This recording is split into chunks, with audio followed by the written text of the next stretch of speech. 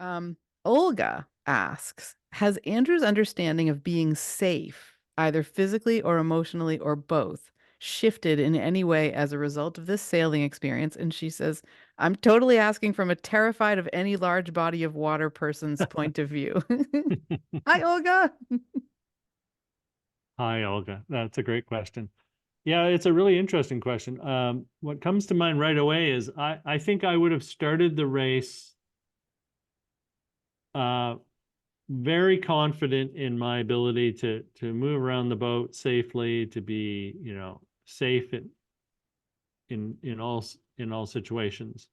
Um, and we have rules on the boat about tethering ourselves to the boat um, at certain wind strengths and at nighttime and in certain parts of the boat.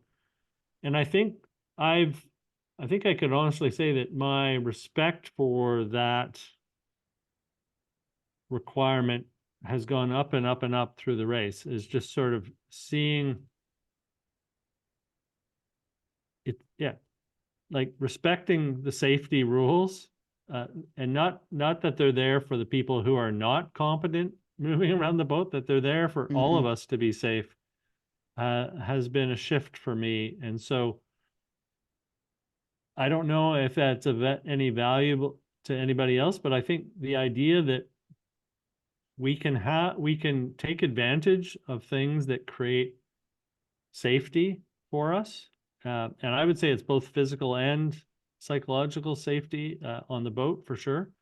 I am, one of the few people on the boat who goes out into some of the most sort of risky or dangerous situations to deal with some of the things that have to get done on the boat. I'm one of the probably three or four people that always does those things, but I don't do it feeling risky. I feel like we have the safety measures in place and I know how to do the task that needs to be done efficiently so I can be out in a dangerous situation for as short a time as is possible, um, and have the safety measures in place should something happen. So, yeah, I think that's definitely a shift for me, is feeling that using all the safety provisions that are there is not a weakness in any way. Mm.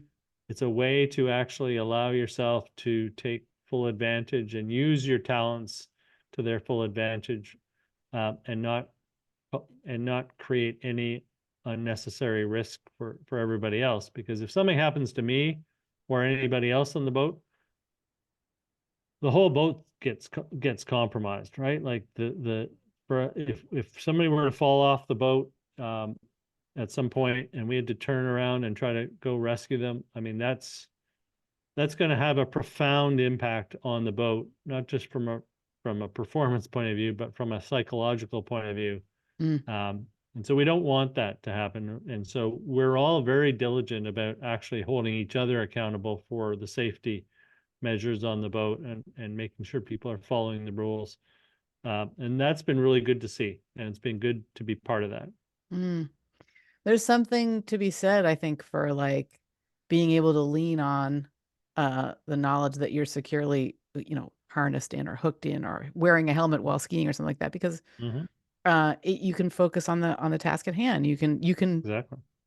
I mean, I don't know if you're doing this in the kind of situations you've just been describing, but like there's an exhilaration that comes when you can totally focus on what's going on. And part of that, I would imagine would be, okay, I've got the safety equipment in place. I don't have to worry about that anymore.